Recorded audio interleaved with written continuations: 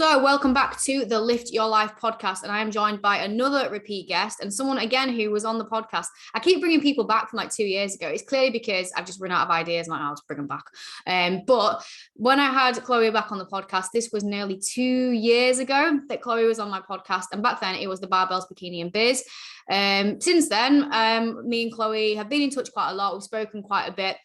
So I know exactly where Chloe's at with stuff, but for you guys, I want to give you a bit of a catch up on Chloe because she has done some absolutely awesome and epic stuff since our last chats, which were during the lockdown, because I remember I was actually in the gym where I was working at the time in their little staff room, technically illegally, but I was doing some work for the gym at the time, and I don't know what Chloe was doing, but it was lockdown, it was COVID, but so much cool stuff has happened since then.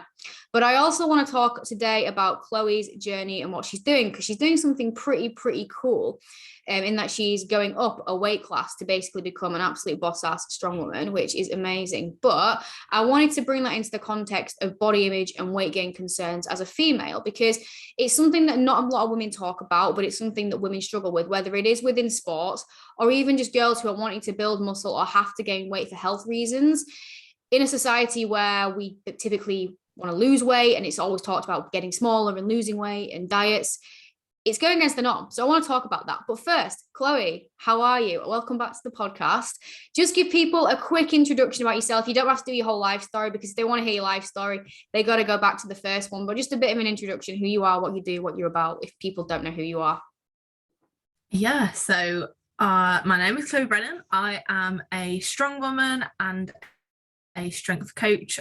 So within Strongwoman, over the last few years, I've done some cool stuff. My highlights are probably England's Strongest Woman, coming second at the Arnold Amateur over in America, and then recently getting 2 world records, one in the Denny Stone, replica Denny Stone lift in Ohio, and then also my car walk at World's Strongest Woman last year. So yeah, I just lift up cool stuff and have fun. That's what I do. Living the dream, right? But for anyone who listened to the first podcast, just fill people in on what's kind of happened over the last 2 years, because I know you mentioned some bits and bobs there, but when we last spoke, I think you won England's Strongest Woman at that point. You were starting to look into coaching, but I think you were actually working full time in your old job at the time. So what has changed in your personal life in those 2 years since COVID has kind of done its thing and finally seems to be going, touch wood? And what have you done from like a professional athlete stance, because things you achieved in that time are pretty cool. So fill people in on what's happened. Yeah, well, everything has changed. Like my life now and my life 2 years ago are like two completely different things, I think, both in the way I am and what I was doing. So back then I was working full-time as a learning disability nurse within a child and adolescent mental health community team. So I used to work with children and families who had a learning disability, and either their child was struggling with their mental health or they displayed extremely challenging behaviour, and I'd go out and assess that and work with that, which I absolutely loved. But it did make training very, very hard. So I'd have to train. I'd get up to train like 5-6 in the morning every day, have to rush my sessions because I had to get to work. And I felt it was really compromising my training. I'd always had a passion for helping people with exercise. I'd been a trampolining coach when I was a teenager and really missed that, and thought, well, why don't I put my passions for helping people, knowing a lot about behaviour and mental health and also strength, put them all together. And that's when I created holistic strength coaching. So my plan was kind of over 5 years, I'll transfer into doing it full time, but it kind of took off really, really well. Really, really fortunate in that I now have a successful business that I'm able to do full time, which allows me to be more flexible with my training, which has then allowed me to do amazing things in Strongwoman, which once upon a time I never thought would be possible.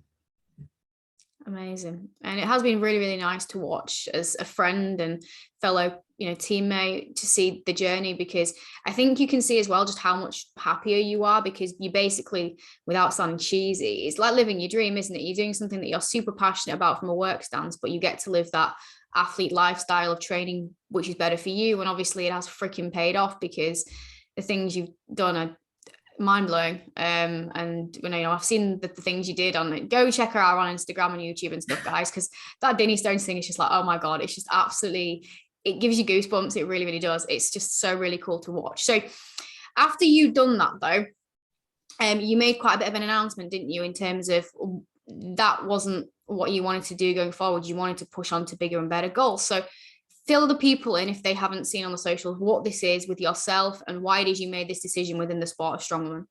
Okay, so when I very first started in Strongwoman, there were 3 weight classes that were under 63 kilos, under 82 kilos, and open. And at that time, I was sitting in the low 70s.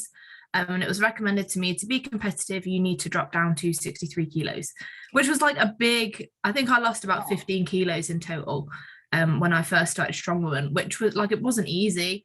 And I'm quite tall, so I'm about 5'7". So being at 63 kilos, it's very small, very, very small for me. And I competed in that weight class since 2016, and I've been really successful in that weight class and achieved things that I never thought I would.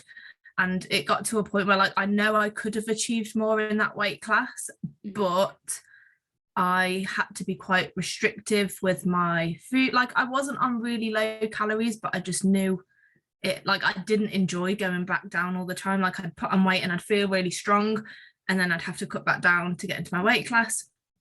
And yeah, so that was happening. Obviously, I was getting to the point where I was having to water load, which isn't healthy. Like, I work with Tiny Titan, we both work with her, and she was kind of saying to me, like, she was happy to support me with that, but we both knew that every time I did a water load, that's acute kidney damage that you are doing. And for me, Strongwoman, yes, I want to be the best I can be, yes, I want to win World's Strongest Woman, I want to do all of those things, but I'm also like a partner, a daughter, a friend, and I want to be healthy and happy. And when I was at 64 kilos, I was having to pass up so many like social occasions and that kind of thing to be able to compete. And people would always be like, oh, you're not eating this, you're not eating that. And yes, there's an element of you need to be disciplined to be a top level athlete, but why can't I be a top level athlete and have a bit more of a life and be healthier and be happier? So that was kind of one of the reasons. I haven't even said what I'm doing yet. I'm moving up to the next weight class. There's been a new weight class, the 73 kilo class, which is perfect for me. So I am going up into that weight class. And it's basically within moving events, I was kind of winning. I'm very good at that. But statically, I was struggling to get stronger. And I think it was because I couldn't put on any more mass with my height. So going up into that new weight class is just allowing me to put on more muscle to get stronger. So that's what I'm doing. Amazing. So if in your sort of improvement seasons or just training seasons, whatever you call them as a strong woman, before you would cut, where would you kind of sit naturally from a weight perspective?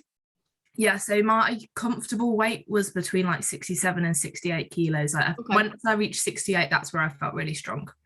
Okay, so you're actually pushing up a decent amount there then, aren't you? Because you'd have to be above 73. So that's what, 5-ish kilos above what you were? Is that right? Yeah, so I'd compete at like 64, okay, sit around 67, 68, and now I'll be competing under 73. Amazing. So in terms of like a programming perspective then, what is going to change for you going forward then in terms of how is it going to affect your current training? Is it going to affect how you quote unquote prep for these events? What's it going to look like for you now going into these events opposed to what it was like in the past? Yeah, so obviously my food will be quite different, but in terms of my training, it's not massively different. I'm just doing more of what I was doing before, and it's a bit heavier. I did do a big hypertrophy block once I came back from the Arnold. So that initial building phase, we did so much hypertrophy, which I hate. I really don't enjoy like bodybuilding style workouts. I just find it really repetitive and boring, but it was something that I needed to do to get to where I wanted to be. And actually after doing that, I feel like I've built such a solid base and I feel so much stronger for it. But when we were pushing up the food, we obviously wanted to make sure that I gained the muscle and didn't just gain fat, which wouldn't benefit me in what I'm trying to do. And how is it working then in terms of food now? Are you just slowly pushing up? Are you just sort of sitting around it? What's the kind of approach that you're taking at the moment? And have you got a goal sort of comp date in sight? Are you're thinking, well, because it's a big jump into a new category, I'm going to give it some time, or are you kind of going more short term with it? Yeah, so we're slowly pushing food up, which I'm enjoying, and I'm able to be more flexible with it as well. So like if I want to go out with my family and have a meal, then I can, and I don't have to worry about what that's going to do. Like earlier I was out and I could just stop by at Costa and get something because I wanted it, which was really nice. But so yeah, food is going up slowly, and we're hoping that by the time I compete at my next big show, I'll be able to like eat into it rather than having to cut down, which is the plan, although I'm putting on weight faster than I thought. So we'll see how that goes. But in terms of competition, so I haven't done the national pathway like England's and Brits because I needed time to just get bigger and stronger rather than constantly being in a comp prep, because they're very different styles of training. But I did do a natural qualifier the other week. So the UKNS, it's a new federation, so I competed in that, which was the first time competing in this new weight class, so that was really fun, but it wasn't too heavy, so it didn't distract from training.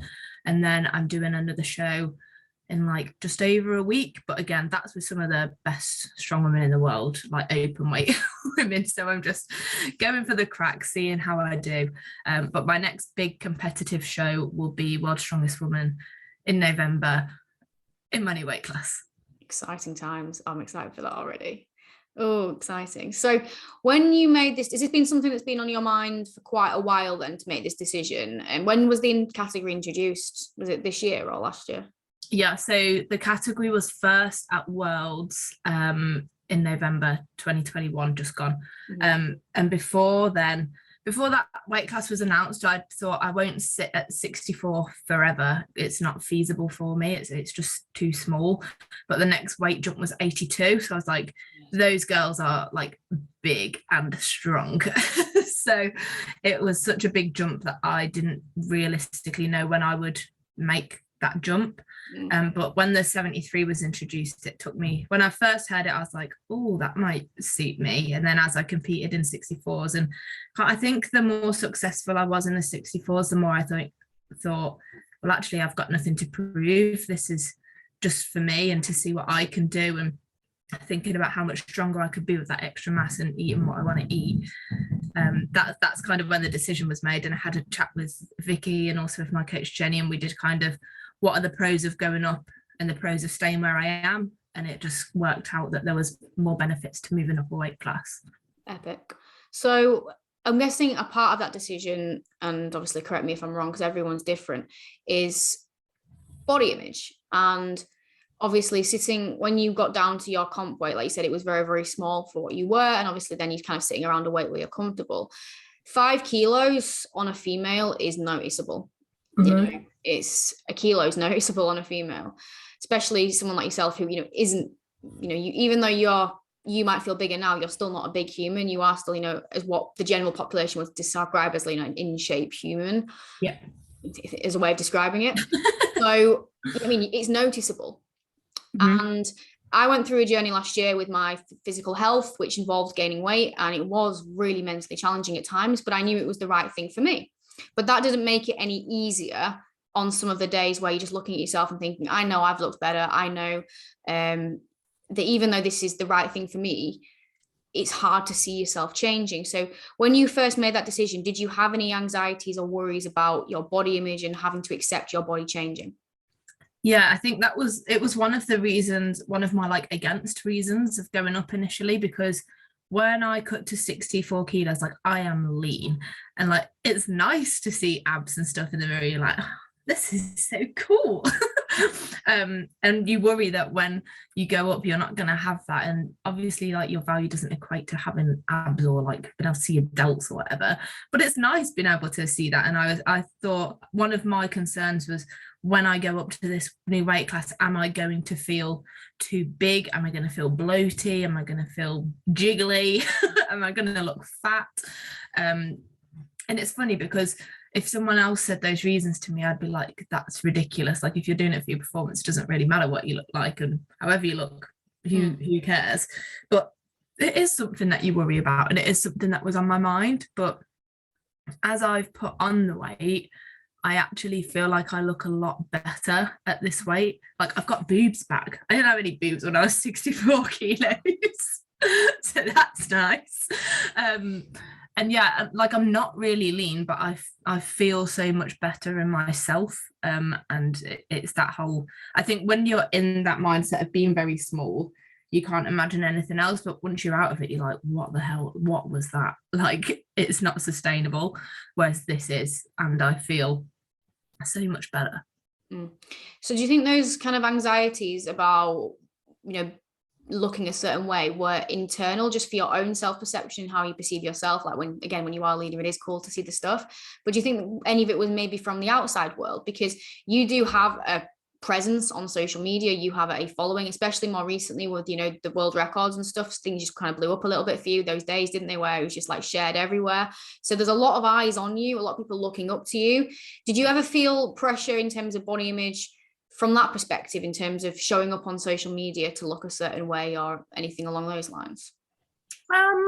For me personally, I don't think so. I totally get where that comes from, and I think it was definitely more internal. My following is my following, but at the end of the day, like, I appreciate them and they're all great, but they're not my friends and family, and they're not people whose opinion I should really care about. They're just a big internet bubble of people I don't really know.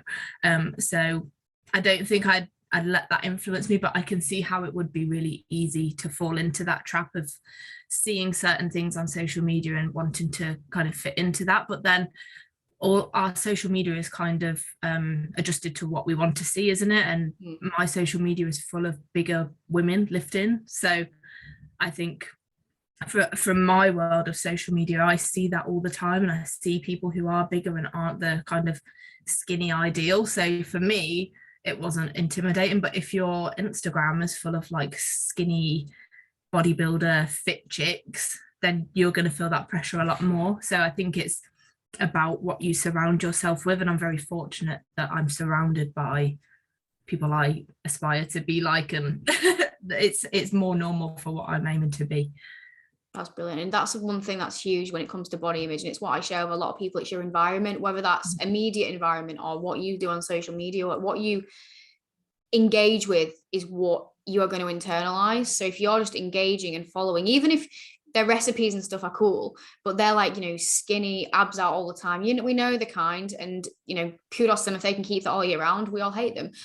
But they're a minority, unfortunately, and that's why they tend to have the 100,000 followers, because they're just they're a genetic abnormality that are able to do that, and most of us can't. But if that's all you follow, that's what you expect, and that's what you're going to compare yourself to. Now, I'm not saying, like Chloe, you have to go and follow a load of strong women because that's what you want to compare to, but just audit what you follow. Is it actually inspiring you? And even if they've done nothing wrong, they may be bringing out amazing content, but if it's bringing you down and bringing your own self-perception down, is it worth it? Get rid. Just get rid. Just unfollow them all. You'll forget about them in 2 days. Honestly, it's not worth it at all.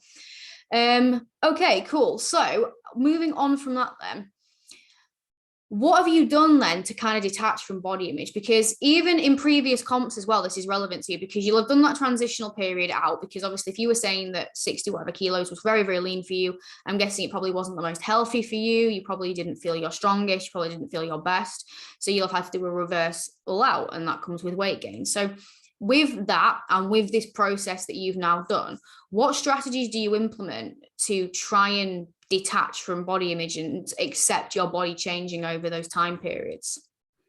I think for me, I'm very fortunate because I compete in sport that I have so many goals strength wise, so I'm just way more focused on that. Sorry, there's like a thing on a spider on the wall. Oh, I'm focused. So there's so many goals performance wise that I have that I can kind of keep in check, that body image is always kind of secondary. But I guess one thing, I'm going on holiday soon, and all my holiday clothes are obviously from when I was in Florida last year, competing as a tiny human. So I just didn't try them on and just got new clothes that were going to fit. Didn't worry about the size. I think a lot of the time we can like try old clothes on that are obviously going to be too small and then be like, oh, I'm too big, I don't fit my clothes. Like, it's not a problem, just get bigger clothes. So that might be a tactic. And it was like, I tried them on last night and I was like, you know what, this is really nice. Like, because things, when I got smaller sizes, they didn't fit properly, even when I was smaller, because even though my waist was tiny, my shoulders were still quite broad. And actually like putting on like a bigger size, I was like, this feels good, this feels nice. So I think that's one thing. And yeah, it's mainly just focusing on performance. And also if I do feel a bit one day, because it does happen, it happens to us all, doesn't it? If I do feel like that, it's just accepting it and being like, well, okay, I don't feel great today, but I've got plenty of other things to be getting on with, so just put it in the fuck it bucket and move on. It's true. And one thing that I do and get my clients to do is, it's probably related to your performance goals, is if you're having a meh day, because it doesn't matter what phase of your journey you're at, everyone has meh days, is appreciating your body for what it can do rather than what it looks like. But I think it's called body functionality appreciation. It's used a lot with binge eating as well to help people just detach from body image. And with yourself, obviously, you do that without actually consciously practicing it by being like, well, I've got goals to hit. I've got to go pick up that deadlift. I don't have time to be sad about what I look like. But I think for general people, whether you do, lifting or not, having something what you can appreciate your body for, whether it is, right, I'm just going to focus on, going to the gym and being able to lift hard, lift heavy, run faster. But even just being able to just be grateful for the small things. Like, I know it sounds silly, but the fact that we can see right now, I'm looking at Chloe's beautiful face right now. But I have we take our five senses for granted. We take the fact that we can get up and go for a walk for granted. Like, think about when you're flawed, when you're poorly, right? And you just think, I just want to feel normal again. Oh my God. We take just feeling well and the things we can do day to day for granted. So it's a really cheesy one that, I do the journaling thing, but I think that can massively help. It's actually just going, you know what? And this is what I did last year when I was really struggling. Yeah, you don't look as lean, but guess what? You have a functioning, healthy body that some people out there in the world would bloody kill for. Yeah, I get my clients to do this as well. For some people who have real low self-esteem, I'll put on their check-ins each week, like, tell me 2 good things about yourself, or tell me one thing that made you smile today. And it feels really awkward to do at first, but there's actually, like, going back to my like mental health background, there's research that proves if you like force yourself to identify those things each day, like you say, no matter how small, even if you like feel disgusting, but you're like, oh, my hair was nice today, like, or my teeth are really clean, something really silly, it adds up and it does make you feel better over time. So I definitely am one to preach for that as well. Absolutely. So in this world then that we live in, you mentioned this in the past, where it is very much a societal norm now for females and women in general to diet. It's, diet, get leaner, being skinnier, leaner, smaller is celebrated. Like when Adele had that massive fat loss, it was like, oh my God, she's done amazing. It's always the same, isn't it? You see these stories, you see these messages reinforced, internalized in some way, shape, or form over and over and over again. It's everywhere. We can't escape it. So as a female, it seems like the right thing to do to want to be smaller, in a smaller body. It feels like the right thing to do to diet and lose weight. That's what is kind of socially accepted.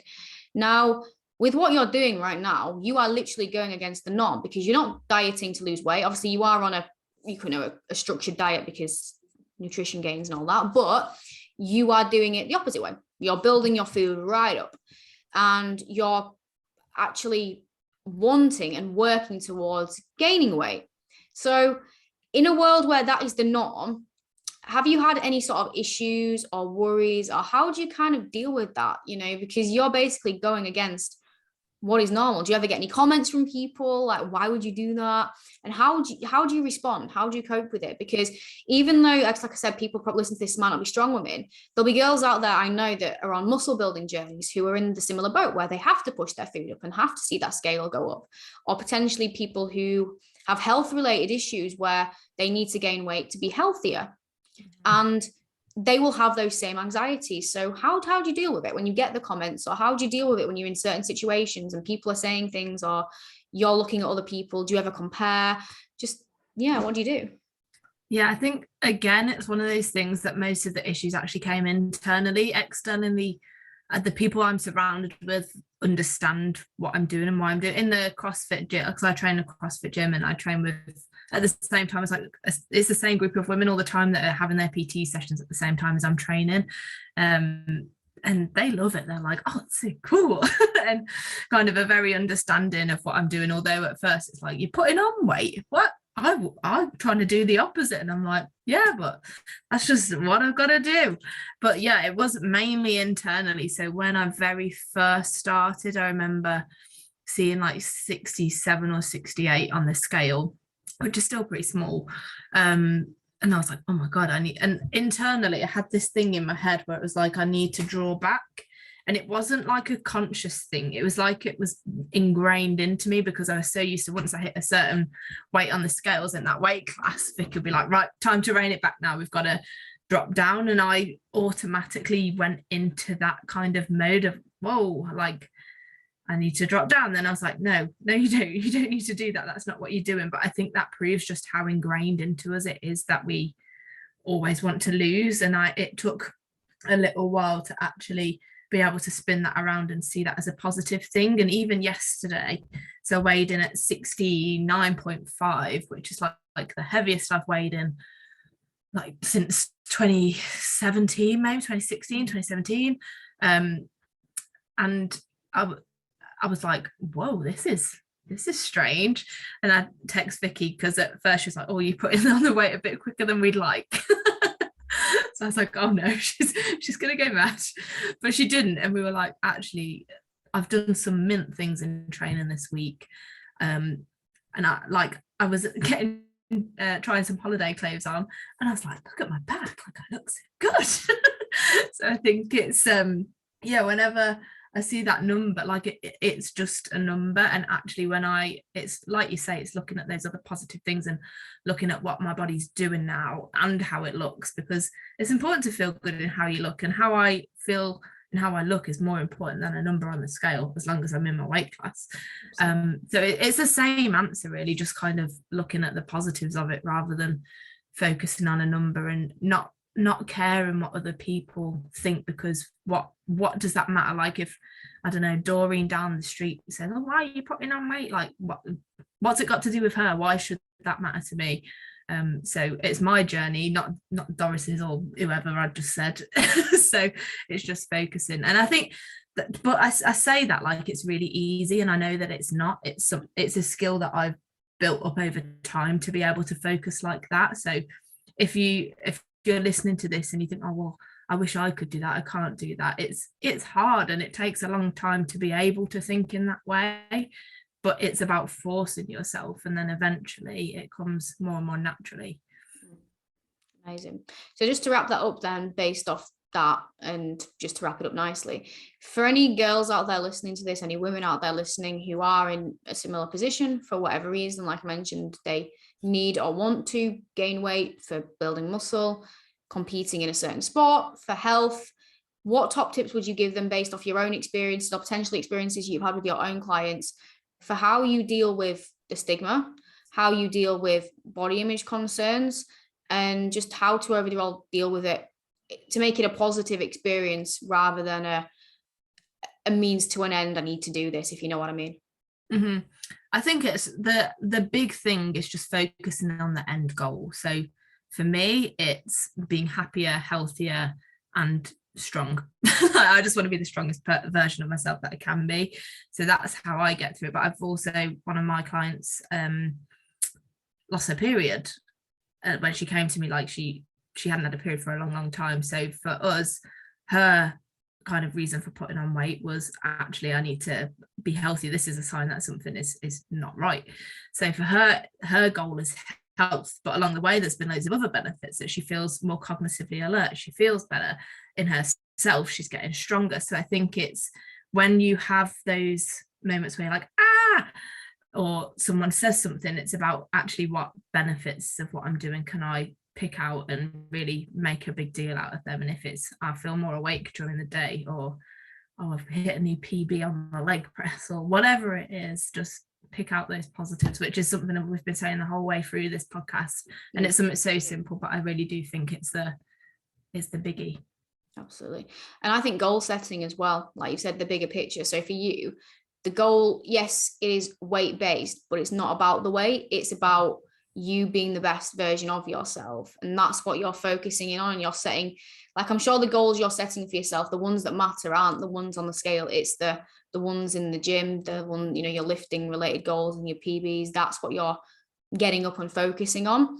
And I think it needs to be the same for everyone else. If you're getting up and just focusing in on that number going up, or focusing on that clothes size going up, it's just going to be negative, because yes, no one really wants to see that. But if you're getting up and focusing in on, right, I'm going to go and train and be the best I can be, I'm going to be stronger, I'm going to feel better, I'm going to be able to have more food flexibility with my family, and you focus on the positives and really embrace them, it becomes a really, really positive and enjoyable experience. If you're constantly getting up and still being in that same diet mentality where it's about you need to hit that weight because you need to hit a weight class, or you want to hit that certain dress size or whatever because that's the goal you had for your holiday, if you're still focusing in on that as like the main metric or a really big important metric, you are going to struggle, because you're basically going against what what you've done and what society is telling you to do. So it is going to be a struggle every single day and every single week. And I think, what's the point of doing it if you're going to have a horrible negative experience, right? As well as that, we step on the scales too much. And for me, I have to do it every now and then just to kind of check where I am and what I can do with my food, because I'm in a weight class. If I wasn't in a weight class and I was just trying to get stronger, and I know I'm eating the right food to do that, I wouldn't step on the scale half as often, because like what's the point? It's so irrelevant. So I think just spinning them off a bit. If you need to do it like once a week, once every other week, or even less Depends than what that. your relationship's like with it, doesn't it? Because I actually think for some necessary. people, it can be better for people's scale weight relationship to actually get on them more, because what I find with people is sometimes that when they completely avoid them and then they do just have those, I'll just go jump on it now every 2 weeks, what he's like, we can have fluctuations. And if you see that fluctuation, they just go into full blown, oh my God, this, that, and the other. But what I found is actually getting people to do it a little bit more. For some people, not everyone. Yeah. They can learn about their own body's natural fluctuations. Okay, I know that when I'm really, really stressed, it's going to go up tomorrow. I know that if I've had a really poor night's sleep, it's going to go up. I know that if I've trained this, it's probably going to go down.